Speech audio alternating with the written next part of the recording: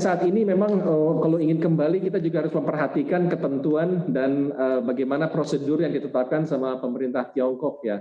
Begitu juga dengan ketentuan yang ada di pemerintah kita dan di mekanisme imigrasi dan juga perjalanan.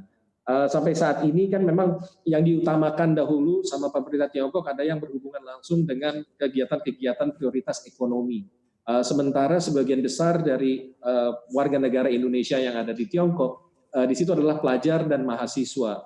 Kami ketahui dengan perkembangan terakhir baru-baru ini, selain memang sekolah publik itu dihentikan lagi untuk sementara sampai nanti liburan, kampus-kampus dan universitas itu pun telah ditunda untuk dibuka kembali untuk physical absence, jadi untuk hadir secara fisik. Sampai saat ini yang kami pantau, universitas tersebut masih menjalankan masa kuliah lewat online, dan ini bisa dilakukan oleh mahasiswa kita di Indonesia. Sampai ke saat ini kita terus memonitor gimana perkembangannya. Baik, secara lebih spesifik Pak Wakil Duta Besar, persyaratan apa yang harus kita penuhi sebagai warga negara asing untuk bisa kembali ke China di tengah situasi yang masih seperti ini? Yang pertama itu dilihat adalah maksud dan tujuannya ya. Jadi kalau yang akan dilihat, saya nggak bisa menilai dari pemerintah Tiongkok.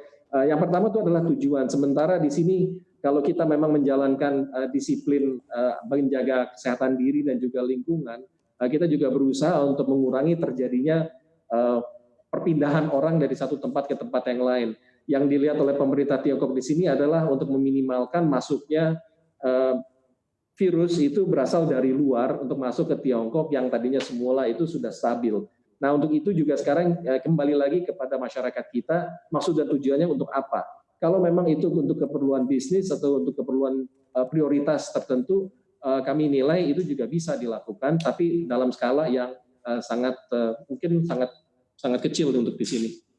Baik, kemudian untuk warga negara Indonesia yang masih dan memutuskan menetap di mainland China, ini terkait tes massal yang kemarin juga sempat dilakukan di Beijing. Apakah KBRI juga mengimbau para warga negara Indonesia ini untuk kembali melakukan tes, Pak? Meskipun sebelumnya sudah ada pernyataan bahwa ini negatif.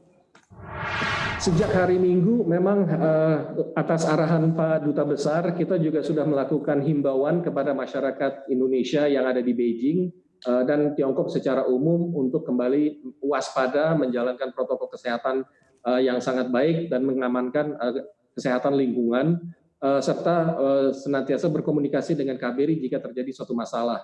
Ini juga sudah kita jemput bola dengan jaringan PPIT untuk memonitor mahasiswa-mahasiswa bagaimana kondisinya.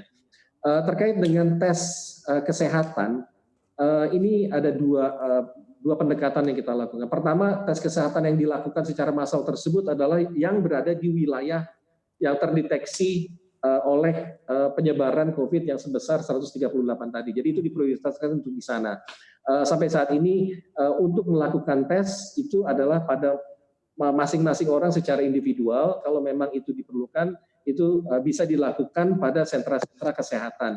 Sementara itu kan tes ini kan hanya untuk mengetahui pada saat itu kondisi seseorang. Namun setelah masa 24 jam atau 48 jam dia melakukan aktivitas kembali, maka tes tersebut juga tentunya sudah akan berkurang maknanya. Oleh sebab itu kita tetap hero adalah tetap menjaga kesehatan pribadi. Kalau tidak menunjukkan gejala apa-apa, kita kurangi aktivitas yang tidak perlu sambil menjaga kesehatan dan stamina tubuh.